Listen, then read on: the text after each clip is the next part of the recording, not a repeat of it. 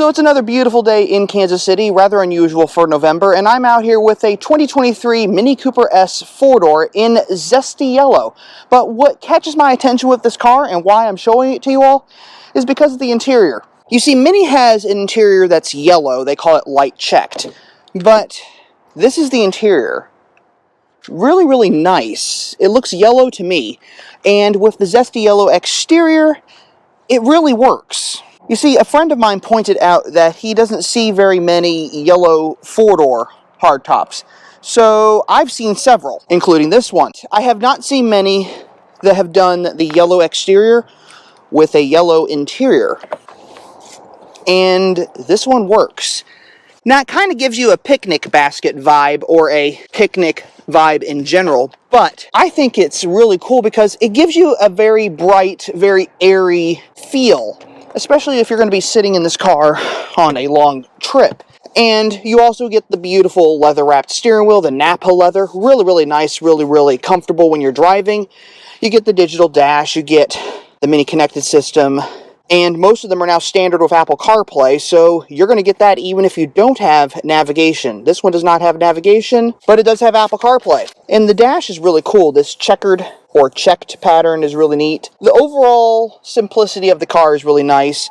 I'm not sure why they do the satellite gray for the dash, but it seems to be that when you get the light checked interior, you get satellite gray. Not sure why.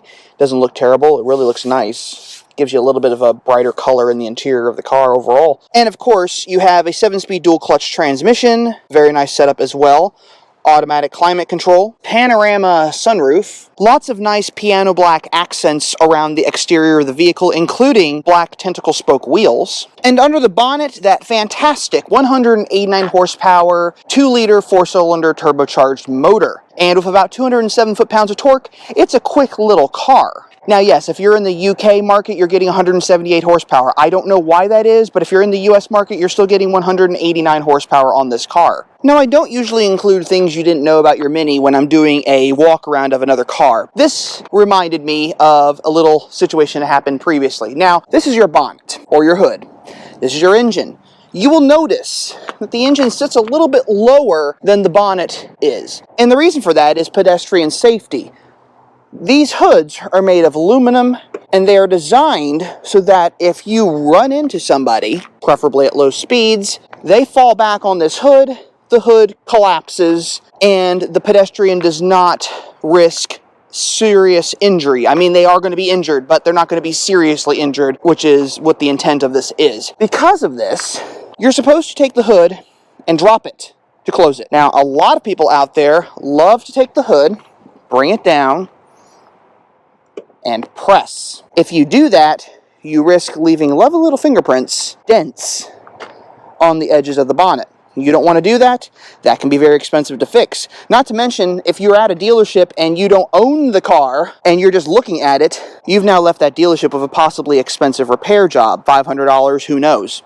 The correct way to lower the bonnet on a Mini Cooper, and this is Countryman, Clubman, and Hardtop, and Convertible, is to bring the bonnet down to about here, about a foot, and let it go. It will shut itself. Just a handy little piece of advice in case you've been wondering. Now, another cool thing I learned recently, if your Mini is equipped with dynamic damper control, typically on earlier models with dynamic dampers, when you went to the engine bay and went to the tops of the struts, you would find a plug or cable going into the top of the strut. That was because it was more of an active system. In this case, you do not have that now. Now, why is that? That is because Mini has gone to something called frequency selective damping. They still call it dynamic dampers, but it is not electronically controlled.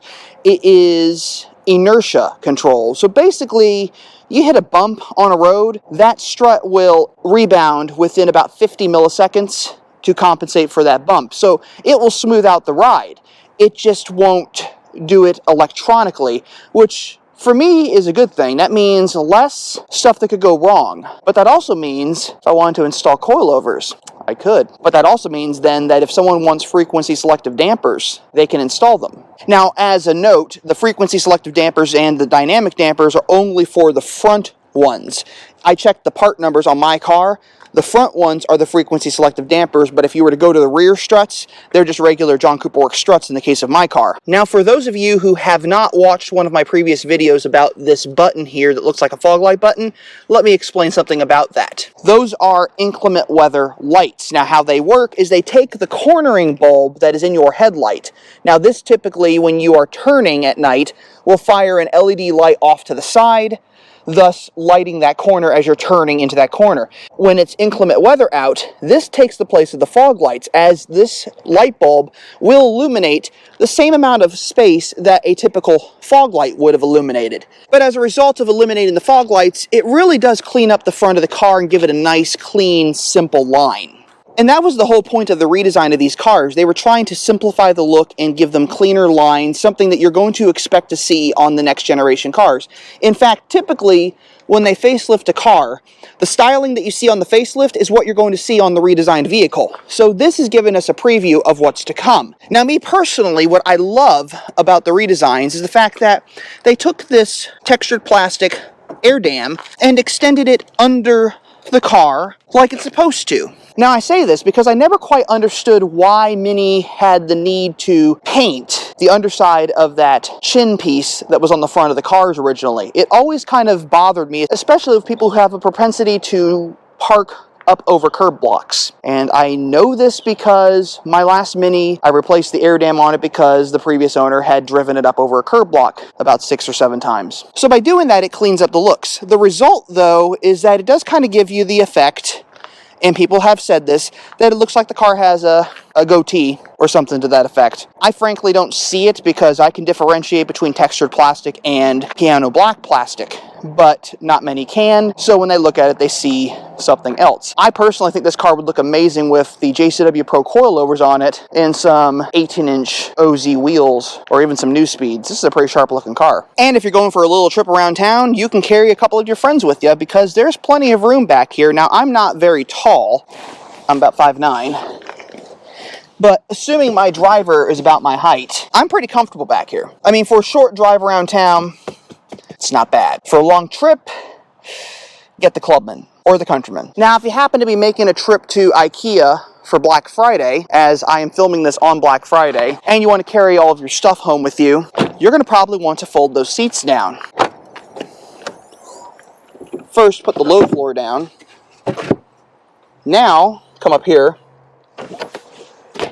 And there you go. Plenty of cargo space. You can carry home your new IKEA recliner, or maybe a sofa, maybe a bookcase. I've put larger objects in these cars before. That might be a fun video in the future. How much can you put in a Mini of a certain thing from IKEA?